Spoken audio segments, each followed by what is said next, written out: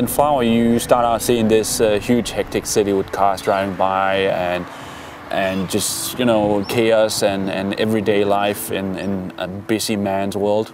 And you see this small flower that is actually dying in just a department that seems to have been left by everyone. And you kind of see its dream, and you go out into a field where this flower is, yeah, it sounds kind of funny, but you go out into this field where this flower is living, or was living, and you get to just create life again.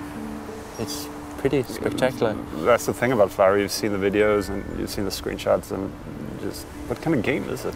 How do you actually play Flower? Quite surprisingly, it actually has game mechanics like you would find in any other game, because that really couldn't be said about Flow. But in Flower, you actually this plant that you see, this flower, actually gives off a kind of leaf that you get to control with the 6-axis control. You just move it around. But every time you communicate or hit another flower, it also gives off a leaf. When you keep on doing this, you kind of reactivate dead places in this world. So it actually lives up again, becomes green, becomes full of life and plants and everything, and you just keep doing this until you reach the end of the level.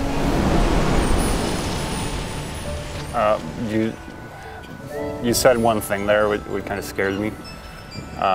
Using the 6-axis control. Yes, it works. It does? Yeah, for once it actually works. For the first time in the history of PlayStation 3, the 6-axis control works?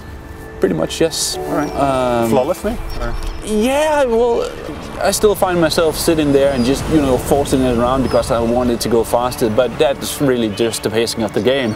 But the controls actually work, and it's actually probably the first game where I'm sitting thinking this is actually better than using the analog controllers. That's quite impressive. Yeah, it is.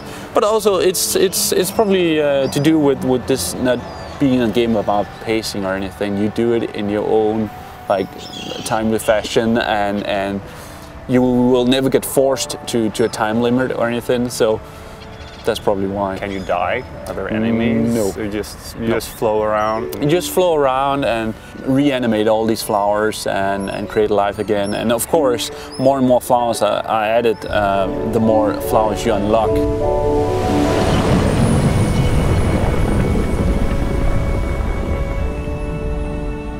It sounds so simple, and it really is, but it's also a really amazing experience, because it's just, you know, it's so positive, and it's full of colors, and it actually looks surprisingly good. So yeah, because that was the thing with Flow. Even though maybe calling Flow a game is going a bit too far, but it was a beautiful game. Yeah, and this Flower. Yeah, it is. It's really good looking actually.